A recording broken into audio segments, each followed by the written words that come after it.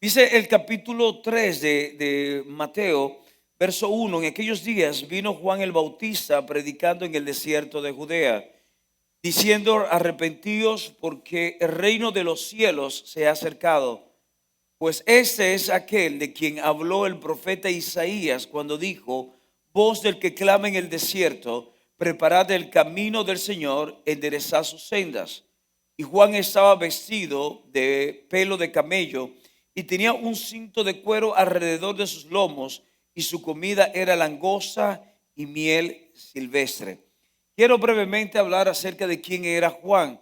Juan el Bautista es exactamente aquel bebé que estaba en el vientre de su madre, llamada Elizabeth, pariente de María, la madre de Jesús, que cuando María va a visitar a Elizabeth, la cual ya estaba de 6 meses de embarazada, dice la palabra que este bebé, cuando María saluda a su prima Elizabeth, este bebé brinca dentro del vientre de su madre, dando o revelándonos la palabra de cómo un bebé, aún en el vientre, puede ser afectado por las cosas que están en su entorno. Es maravilloso esto, ¿verdad? Ya los médicos, la ciencia nos ha enseñado una y otra vez de cómo, si tú le pones música instrumental al bebé, ¿verdad? La madre embarazada le pone música y expone al bebé a esa música. El intelecto puede ser desarrollado, el cerebro comienza a recibir cierto tipo de estímulos que pueden ayudar al bebé una vez éste nace y una vez comienza a crecer. Yo no sé lo que está sucediendo con los bebés de esta generación, porque si hablaban de que cuando le ponían a Beethoven o a Mozart, ¿verdad? Esto iba a estimular a los bebés. Yo no sé ahora con esto de emboceros. Y salen eléctricos los muchachos de ahora. No me quiero imaginar. El punto es que Juan el Bautista, desde el vientre de su madre, fue impactado por el Espíritu Santo de Dios. Y ahora vemos a Juan operando en su llamado, operando en su destino. ¿Cuál era su llamado? El profeta Isaías en el capítulo 40 habla de cómo una voz iba a clamar en el desierto para preparar, enderezar el camino para la manifestación del Mesías. Y ese era el llamado de Juan. El llamado de Juan era la predicación, arrepentimiento, preparando la senda, preparando el camino para cuando se manifestase el Mesías. Versículo 4 habla incluso de la manera que estaba vestido Juan. Y una de las razones por la cual muchas personas entendían que quizás Juan era el profeta Elías es porque Juan tenía un ministerio un poco parecido, confrontador, como lo fue de Elías, pero igualmente vestía como Elías estaba vestido. Por eso cuando habla ahí en el capítulo 4 de cómo estaba cómo vestía Juan, es exactamente igual como segundo libro de Reyes, capítulo 1, habla de cómo Elías estaba vestido. En medio de todo eso, dice que Juan predicaba el arrepentimiento y dice que personas venían a él, entre ellos incluso fariseos, y es esa famosa expresión que Juan llega a declarar en un momento determinado a los fariseos, que le dice: generación de víboras, ¿quién os enseñó a vosotros huir de la ira venidera? Porque fariseos venían a ser bautizados también por Juan, pero Juan le decía: usted tiene que dar fruto primeramente que manifiesten arrepentimiento para verdaderamente bautizarles. En medio de esa multitud que escuchaban el mensaje de Juan y que venían luego a ser bautizados, venía un hombre, Jesús de Nazaret. Y dice el verso 13: entonces Jesús vino de Galilea a Juan al Jordán para ser bautizado por él. Mas Juan se le oponía diciendo: yo necesito ser bautizado por ti y tú vienes a mí. Pero Jesús le respondió: deja ahora, porque así conviene que cumplamos toda justicia. Entonces le dejó. Juan conocía a Jesús. Recuerden que eran familia. Juan sabía quién era Jesús. Jesús ya tiene 30 años. De manera que en estos 30 años, de alguna manera, ellos habían compartido como familia.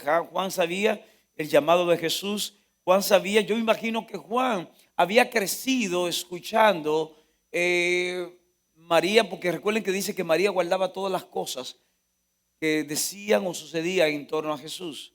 Y yo me imagino que María lo habrá compartido con Elizabeth en algún momento. Juan habrá crecido escuchando lo que dijo esa profetisa llamada Ana acerca de Jesús, lo que en aquel momento Simeón dijo acerca de Jesús.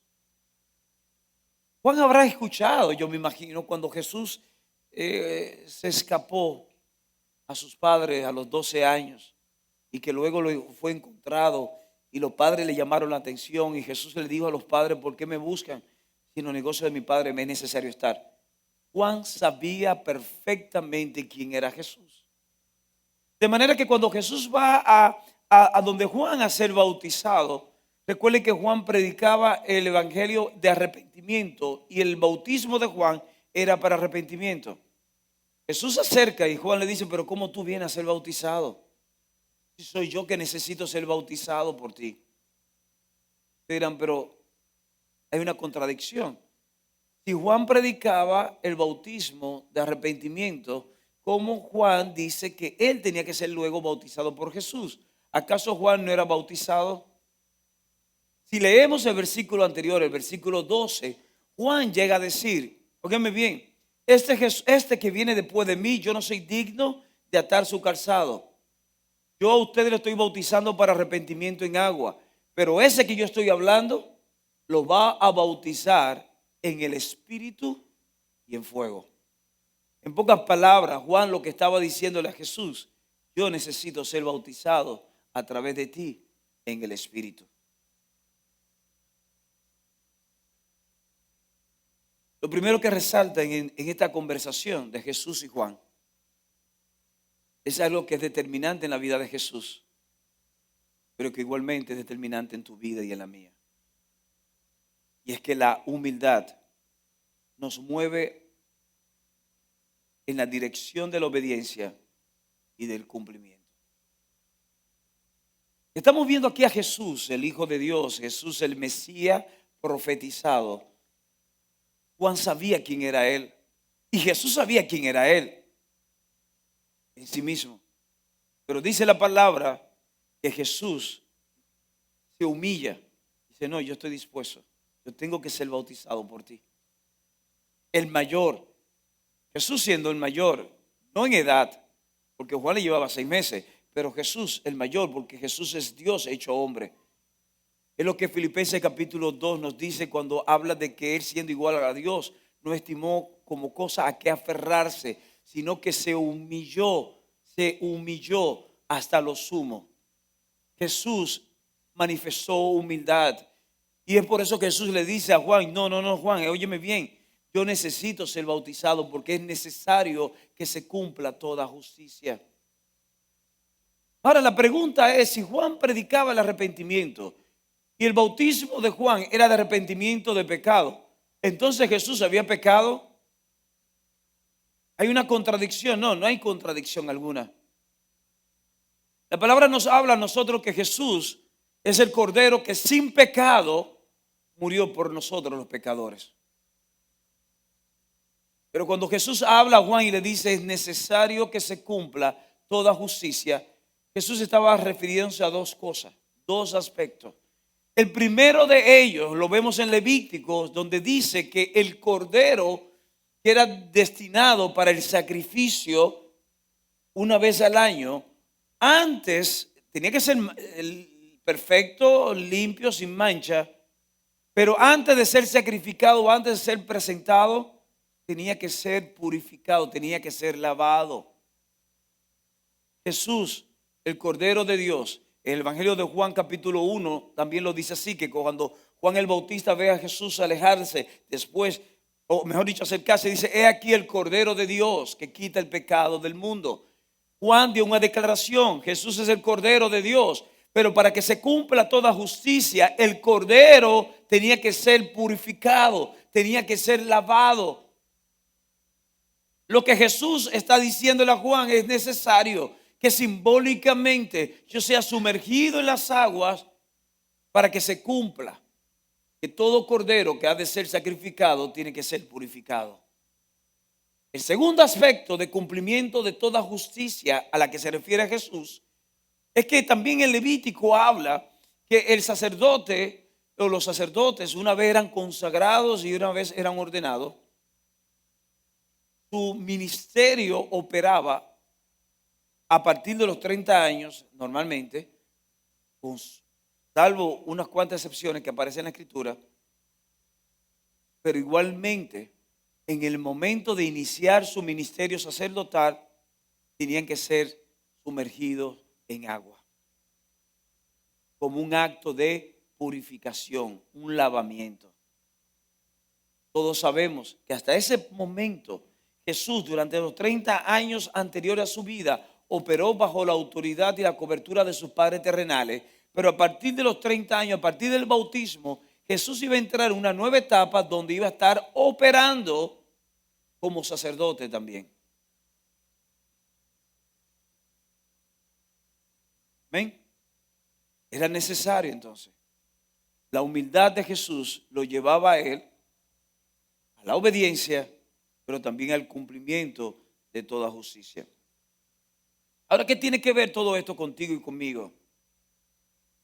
Dios requiere que tú y yo mantengamos siempre un espíritu humilde delante de Él y delante de las demás personas. Hay un llamado a la humildad. Ser humildes, en nada tiene que ver con ser una persona de poca autoestima o una persona que se deja pisotear. Ser humilde es tener un concepto de sí adecuado conforme al Padre y estar consciente siempre de quién es uno, de quién es Dios y de cómo nosotros tenemos que movernos alineados a esa verdad. Dice la palabra que Dios rechaza a los soberbios. Dios mira de lejos a los altivos, mas Dios da gracia. Dios manifiesta su gracia sobre los humildes. Por eso es que Juan el Bautista dice que en el capítulo del Evangelio de Juan, precisamente, pero no el mismo Juan, sino ahora Juan el discípulo, en Juan capítulo 1 dice la Escritura que cuando Juan el Bautista ve a Jesús ya alejándose, dice que Jesús está lleno, es el Hijo de Dios. Habla de que está lleno de toda gracia, que en Él habita toda gracia y toda verdad. En Él había humildad. Dios nos está llamando a nosotros como nunca antes que seamos humildes. Y tú y yo vamos a operar en la plenitud de su gracia en la medida en que somos humildes. Tú puedes tener la verdad, tú puedes tener la razón, tú puedes tener el derecho, pero siempre tenemos que manejarnos, conducirnos, no solo con Dios, sino relacionarnos con las personas desde una posición de humildad. Expresiones como esta, pero tú sabes quién yo soy. Pero no, espera, tú sabes quién yo soy. Tú sabes con quién tú estás hablando. Cuando tú escuchas a una persona declarar esto, es una persona cuyo corazón todavía necesita ser tratado. Lamentablemente muchos de nosotros todavía llegamos a decir, ¿tú sabes quién yo soy? No, espérate, ¿tú sabes con quién tú estás hablando?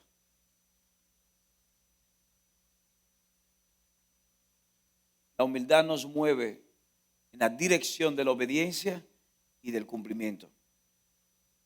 Ahora, ¿qué sucede?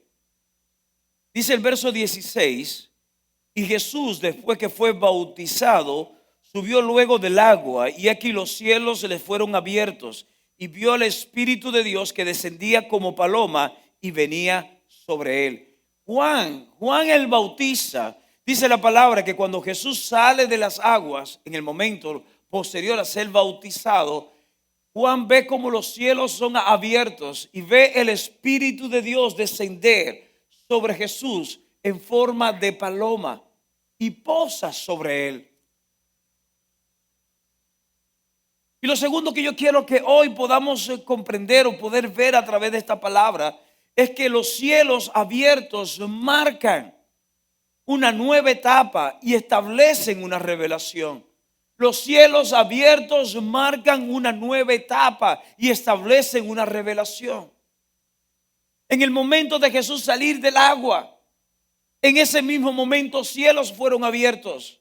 Y yo quiero, iglesia, que entendamos algo en esa mañana. Tú y yo, si hemos nacido de nuevo en Cristo Jesús, estamos caminando bajo cielos abiertos. Bajo cielos abiertos.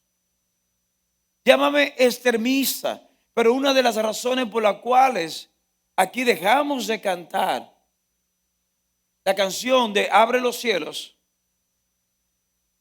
es porque llegó un momento que yo dije, pero o estamos bajo cielos abiertos o el Señor tiene que abrir de nuevo los cielos. Porque si yo soy un hijo, si tú eres una hija de Dios, tú y yo estamos ya caminando bajo cielos abiertos. Dios no tiene que abrir algo que ya está abierto. Tenemos que tener una comprensión, aún en nuestra forma de hablar, nuestra forma de cantar. Tenemos que entender que ya los cielos están abiertos. Jesús, dice la palabra que Jesús, los cielos fueron abiertos y esto marcó una nueva etapa, la etapa de él que iba a iniciar en ese momento, donde él iba a comenzar a operar como el Hijo de Dios, como el Mesías, como el llamado, el profetizado, aquel que Génesis capítulo 3 hablaba de la simiente de la mujer que iba a herir a la simiente de la serpiente. Jesús ya iba a comenzar a caminar públicamente como aquella simiente de Abraham, en el cual o a través del cual iban a ser benditas todas las familias de la tierra. Cielos abiertos. Pero me llama la atención que dice la Escritura que el Espíritu Santo baja como paloma, en forma de paloma, y reposa sobre él. El Cordero de Dios es quien recibe la paloma. La paloma reposa sobre el Cordero. Cuando leemos Génesis y nos habla, nos relata el episodio aquel del diluvio, dice la Escritura que después de días Noé envía la paloma para que si ella encontraba tierra firme, ella iba a reposar en ella. Pero dice la Escritura que la paloma una y otra vez volvía, porque no encontraba un lugar donde reposar, porque cuando la paloma encuentra el lugar de reposo, iba a implicar el lugar de cumplimiento, que ya ellos iban a entrar al cumplimiento, que iban a entrar a un nuevo ciclo, a una nueva etapa. El Espíritu Santo ciertamente fue dado. Dice Jesús en uno de los capítulos del Evangelio de Juan que convenía que Él muriese y resucitase y que Él partiese al Padre, porque iba a ser enviado el Espíritu Santo, el Espíritu de verdad. Pero el Espíritu de Dios reposa. El Espíritu de Dios se agrada y se deleita cuando encuentra el carácter del Cordero en la vida de las personas. ¿Cuántas personas acá dicen, Padre, yo quiero ser lleno de tu Espíritu? Señor, lléname más de ti, quiero ser más lleno de ti. Espíritu Santo, guíame, Espíritu Santo esto, Espíritu Santo aquello. Y anhelamos, lloramos. Óyeme bien, tú puedes ayunar. Tú puedes orar 10 veces al día. Tú puedes cantar todo lo que tú quieras. Puedes leerte la Biblia entera, no en un año, en un mes. Pero si tú no tienes o no manifiesta el carácter del Cordero, si tú no manifiestas el carácter, la naturaleza del Hijo, no hay manera alguna que el Espíritu se deleite, se agrade en ti. Dice la palabra que cuando tú y yo operamos en la naturaleza de la carne, eso trae aflicción al Espíritu. Así literalmente dice la Escritura, dice que el Espíritu Santo se aflige, se contrista, se entristece cuando tú y yo operamos según la carne y no según la naturaleza del Hijo. Hay un llamado de Dios. Aunque Juan sabía quién era Jesús, Juan pudo ver claramente de forma visible de cómo el Espíritu reposaba sobre el Cordero. Y hay personas, hay familias que aunque lo desconocen, necesitan que el Espíritu de Dios repose sobre tu vida. Hay personas en tu entorno que están esperando una respuesta de Dios, y esa respuesta eres tú en el momento en que tú te permitas armonizar con la naturaleza del Hijo. Dice que la paloma reposa sobre él y se escucha una voz en los cielos. Una voz que dice: ese es mi Hijo amado en el cual tengo complacencia. Quiero resaltar algo acá. Juan sabía quién era Jesús.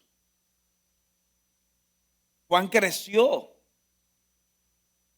Primero creció, yo imagino Elizabeth, su madre, y Zacarías, su padre, diciéndole: mira, muchacho, tú eres un milagro. Yo estaba ministrando en el templo cuando un ángel se me apareció y me dijo que tu madre, que era estéril, iba a concebir. Tú eres un milagro y tú tienes un llamado del Padre, tú tienes un llamado del Eterno. Juan creció con esto. Y Juan creció también sabiendo que parte de su llamado tenía que ver con su primo. Porque yo me imagino que también habrá escuchado como: mira, tú sabes qué, tu primo Jesús, María, concibió de tal forma, y mira, pasó esto y pasó aquello. Juan sabía todo esto, pero de alguna manera Juan tiene que escuchar una voz de los cielos diciendo: este es mi Hijo amado en el cual tengo complacencia. Porque era necesario que lo profetizado por Isaías capítulo 42 verso 1, Salmo capítulo 2 verso 7, habla de cómo el Padre encuentra deleite en su Hijo y cómo el Padre comienza a describir cuál iba a ser el llamado, cuál iba a ser el accionar de su Hijo, su siervo fiel. Era una validación de su identidad. Y hoy Dios quiere que tú y yo comprendamos que somos sus hijos. Porque en la medida que tú entiendes que eres una hija de Él, que eres un hijo de Él, en esa medida tú vas a caminar acorde a esa posición. No es un título, es una posición. Estamos posicionados en el corazón del Padre como hijos. Se oye muy espiritual. No, yo soy un siervo de Dios. Sí, tú eres un hijo que le sirve a Dios, pero sobre todo eres un hijo, eres una hija. Es un tema de posición. Tú y yo estamos caminando aquí en la tierra, pero dice la palabra que estamos sentados juntamente con Cristo en los lugares celestiales. Jesús murió, resucitó, ascendió a los cielos y está sentado a la diestra del Padre. Y dice que tú y yo estamos sentados en una posición de justicia juntamente con Cristo. Cuando habla juntamente, no es que tenemos una silla al lado, sino que en Cristo nosotros estamos sentados igualmente al lado del Padre, porque somos hijos. Y cuando tú y yo comprendemos que somos hijos, el acusador no tendrá autoridad o poder alguno para poder anular el propósito de Dios sobre nuestras vidas. Cuando tú y yo sabemos que somos hijos, sabremos que cuando caemos podemos ser levantados nuevamente por Él. Cuando somos hijos, sabemos que no hay nada imposible para aquel que nos llamó, aquel que nos santificó y aquel que nos envió, porque somos hijos. Una de las herramientas que utiliza el enemigo en contra de nuestras vidas es tratar de recordarnos nuestras grietas, nuestras debilidades o nuestros pecados pasados. Y cada vez que Satanás quiera recordarte tus pecados pasados, tú tienes que recordarle cuál es su futuro eterno. Dice la palabra que habrá un momento determinado que Satanás junto a todos sus ángeles serán lanzados al lago de fuego, al lago eterno, la condenación eterna. Como hijos. Dirán, pero Jesús no necesitaba saber que él era hijo. Pero es curioso que el capítulo 4, justamente después de este episodio, dice la palabra que Satanás, cuando comienza a tentar o pretende tentar a Jesús, lo primero que hace es cuestionar su filiación. Le dice, si tú eres hijo de Dios, di que estas piedras se conviertan en pan, porque Jesús tenía hambre, no natural. Pero Jesús, como hijo, y ya estoy casi entrando al tema de la próxima semana, déjame devolverme un poco. El punto es que si Jesús no hubiese estado consciente de que él era hijo, fácilmente hubiese cedido a este tipo de tentación. Y muchas veces tú y yo cedemos a las tentaciones cuando desconocemos que somos hijos. Cielos abiertos implican una nueva etapa y una revelación a nuestras vidas. Y tú y yo estamos caminando bajo cielos abiertos porque somos hijos de Dios. Tú y yo estamos en un nuevo caminar. Ya no tenemos que estar mendigando un milagro, no tenemos que estar detrás de una bendición, porque somos bendecidos en Él con toda bendición celestial desde antes de la fundación del mundo. Los hijos son los llamados a comer del pan que se sirve en la mesa. ¿Cuál es el pan? Dice la palabra que Jesús es el pan que descendió del cielo. Los hijos. Somos hijos.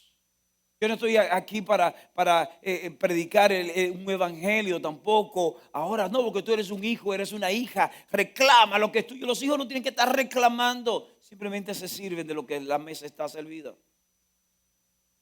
No tenemos que estar con esa ansiedad y esa batalla y ese arrebato. Y ese, óyeme, tú eres un hijo, eres una hija. El hijo pródigo cuando va a la casa del padre va como hijo, un hijo que estaba en falta, un hijo que había defraudado a su padre, y como hijo él dice, bueno, quizás me pueden dar algo.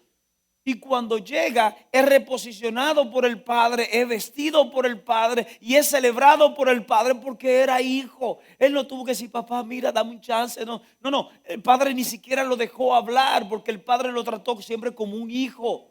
El Eterno te trata como una hija. Eres un hijo.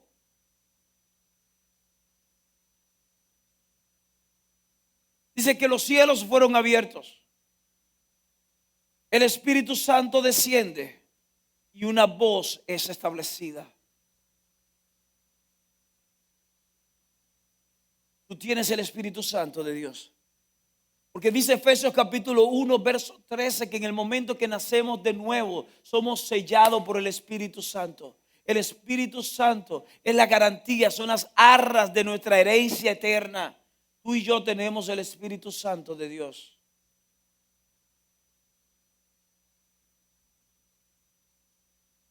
Y tú eres hija, tú eres hijo. Porque igualmente Romanos capítulo 8 dice que el Espíritu Santo mismo da testimonio a nuestro espíritu que somos hijos de Dios. Ahora bien,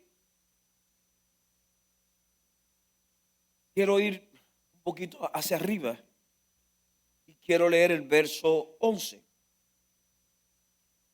Juan el Bautista está diciendo: yo a la verdad os bautizo en agua para arrepentimiento, pero el que viene tras mí, hablando de Jesús, cuyo calzado yo no soy digno de llevar o de atar, es más poderoso que yo. Él os bautizará en Espíritu Santo y fuego.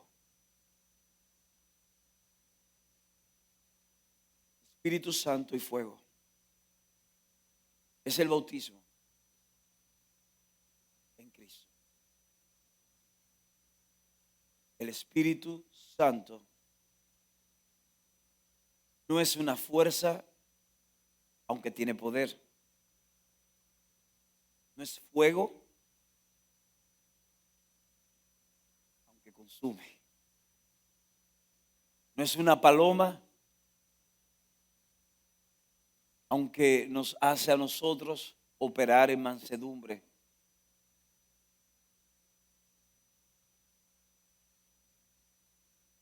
El Espíritu Santo es dado a cada uno de nosotros. Todo aquel que ha nacido de nuevo tiene el Espíritu Santo. Sin embargo, la palabra nos habla a nosotros de un bautismo que se recibe en Cristo. Y es el bautismo en el Espíritu. Y aunque no es mi intención hoy entrar en una enseñanza, en entrar en doctrina acerca del bautismo del Espíritu Santo, por asunto de que no es el tema, no hay el tiempo, pero quiero sí resaltar algunas cosas en esta mañana o en este momento. Juan bautizaba en agua para arrepentimiento. Lo acabamos de leer, lo podemos ver en Lucas capítulo 3, verso 3, habla del bautismo en arrepentimiento en agua. Lo vemos en Hechos capítulo 19, verso 3, que dice la Escritura que el apóstol Pablo, y otros momentos también, creo que en Hechos capítulo 8 habla de estas personas que habían sido bautizadas. Pero dice, no, que solamente conocemos el bautismo de Juan. ¿Cuál es el bautismo de Juan? En arrepentimiento. Y la iglesia tradicionalmente, cuando se da doctrina del bautismo, se limita al bautismo en agua para testificar lo que Romanos capítulo 6, verso 4 dice, que somos muertos con Cristo y resucitados en Él. Hablando de que el bautismo en agua por inmersión es un simbolismo de que morimos a nuestros pecados y vivimos para Cristo. Y es cierto, pero hay más. Y creo que vamos a tomar uno de estos jueves para hablar de los diferentes bautismos. Por eso Hebreo habla de doctrina de bautismos, habla de diferentes tipos de bautismo. El mismo Jesús en un momento determinado habla de un bautismo que le esperaba. Y estaba hablando del bautismo de su muerte. Pero eso es otra cosa también, ¿verdad? No quiero confundirlo. El punto es que en Hechos capítulo 1 Jesús le dice a los discípulos, ya Jesús resucitado y antes de ascender, dice: no se muevan todavía, quédense aquí hasta que haya venido sobre vosotros el que la promesa, haya venido sobre vosotros poder, y me seréis testigos. Hechos capítulo 2, versículo 1 en adelante, podemos ver cómo los discípulos orando, perseverando unánime, dice que en un de repente, como un viento recio, entró a la habitación. Dice que todos fueron llenos, todos fueron bautizados en el Espíritu, y se le aparecieron lenguas como de fuego sobre sus cabezas.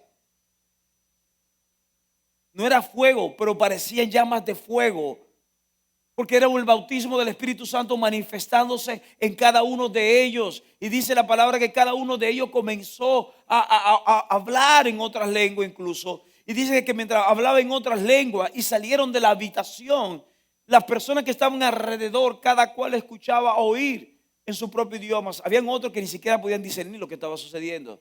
Y por eso dijeron que estaban borrachos. Porque es más fácil cuestionar o burlarse de aquello que tú no entiendes, que simplemente estar abierto a que si es de Dios, ser parte de ello.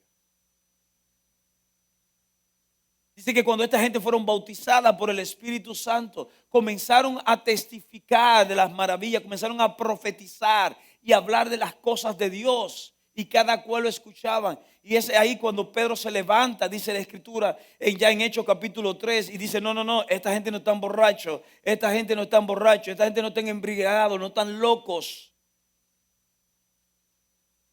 Ellos, lo que está sucediendo con ellos es el cumplimiento de lo dicho por el profeta Joel, de lo que sucedería en estos tiempos acerca del bautismo del Espíritu Santo. Y dice que cuando entonces Pedro presenta la palabra, ya un Pedro ungido, un Pedro lleno del Espíritu, dice que ese día al menos 3,000 personas se convirtieron, se arrepintieron, fueron bautizadas en el Señor. Mis amados, el bautismo del Espíritu Santo no es solamente en agua.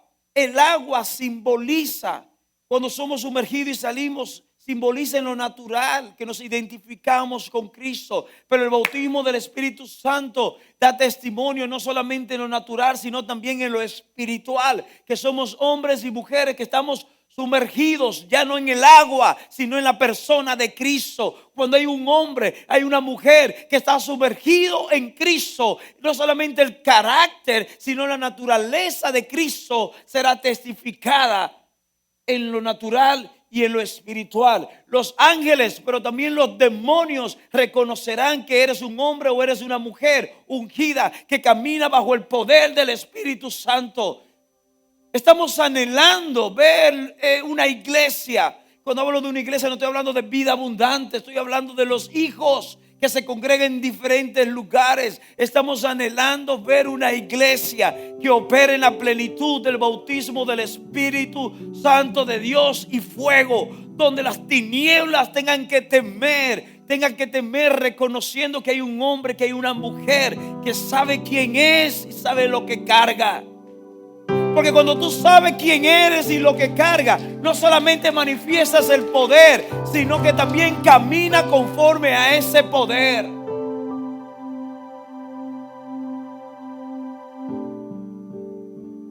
El bautismo significa inmersión. Y solamente un hombre, una mujer que es bautizada en el Espíritu y fuego, pero que fluye plenamente en ese bautismo, se pierde. Y va a ser solamente visto Cristo a través de él o de ella. Así como el bautismo en agua implicaba morir, yo he muerto a mi pecado y vivo en Cristo, así mismo es el bautismo en el Espíritu. Y es ese momento que cuando tú y yo lo comprendemos, lo recibimos y caminamos en él, es que dejemos de ser visto nosotros y Jesús comienza a ser visto. Yo no estoy hablando de los dones per se.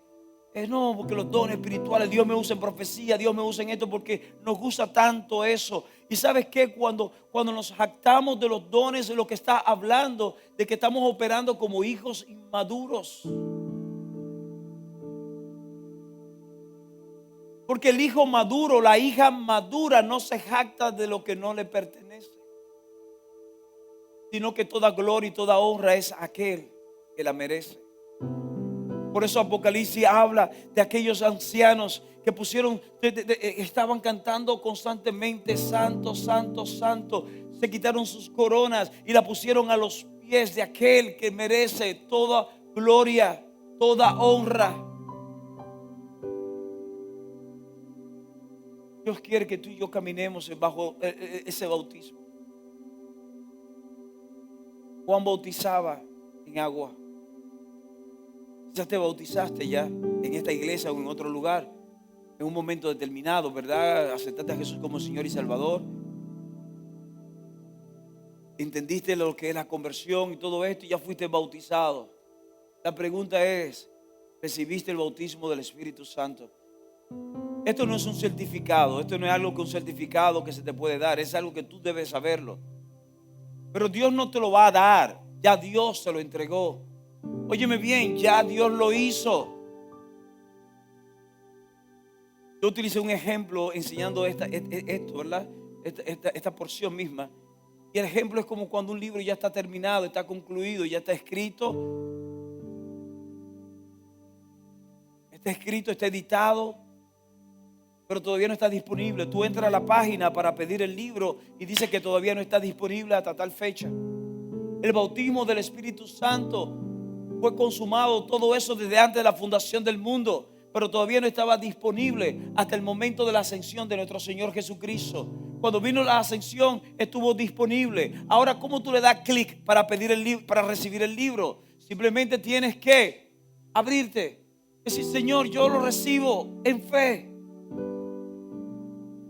Hechos se registra que estas personas que decían: yo no conozco ningún bautismo, fuimos bautizados en el bautismo de Juan. Dice la palabra que los apóstoles oraban para que recibiesen, no para que Dios le diese, sino para que ellos recibiesen, porque ya había sido dado. Y el bautismo del Espíritu Santo fue dado a la iglesia, y el bautismo del Espíritu Santo fue dado a ti. Y yo sé que esto se va a transmitir, quizás algunas personas lo van a ver y todo esto, y voy a decir algo quizás contradictorio para algunos, pero yo particularmente creo que no existe la señal. Hay señales, pero no la señal. Hay corrientes doctrinales que dicen que la señal del bautismo es el hablar en otras lenguas. Yo particularmente no creo que la señal sea el hablar en otras lenguas. Conozco personas que son bautizadas en el Espíritu Santo. Dios lo usa en diferentes áreas del ministerio poderosamente y no hablan en otras lenguas. Ahora, hablar en otras lenguas, eso es poderosísimo, porque nos da acceso en el mundo espiritual a otras cosas, porque dice la palabra que el que habla en otras lenguas habla misterio a Dios, y aunque su entendimiento queda sin fruto, mas su espíritu se edifica. Pero si tú no hablas en otras lenguas, no es para que te aflija o cuestiones si eres o no bautizada en el Espíritu. Por eso voy a orar en este momento, porque ciertamente creo que en Cristo somos bautizados en el Espíritu, pero no todos lo han recibido, porque quizás algunos lo ven con una predisposición. Y cuando tú estás predispuesto, a veces no recibes el obsequio, porque es un don de Dios, es un regalo de Dios. Y que aquel brinque, salte, gire la cabeza, haga lo que... Gloria al Señor. Que tú hables bajito, que hables. Gloria al Señor. Ni tú eres más espiritual, ni Él es más espiritual. Cada cual puede reaccionar al bautismo según su personalidad, según su educación, según el contexto en que se formó. Pero el Espíritu Santo no hace excepción. Amén. Quiero invitarte en este momento que te ponga de pie. Aleluya. El Jesús no conocido.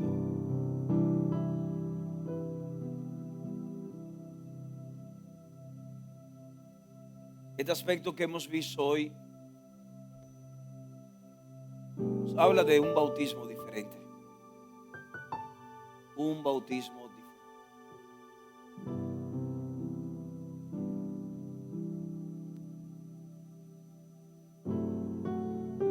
Hechos capítulo 1, 8 nos dice esto: y recibiréis poder. Y a veces sentimos que no tenemos fuerzas. A veces sentimos que no vamos a poder avanzar o salir de este bache emocional, financiero o cualquier familiar en el cual nos encontramos. Pero hay un poder, hay un recurso extraordinario que está disponible para ti. El Espíritu Santo. Y es para ti. Y lo recibimos por medio del Hijo. Padre, en el nombre de Jesús, te damos gracias en este momento. Gracias por tu amor.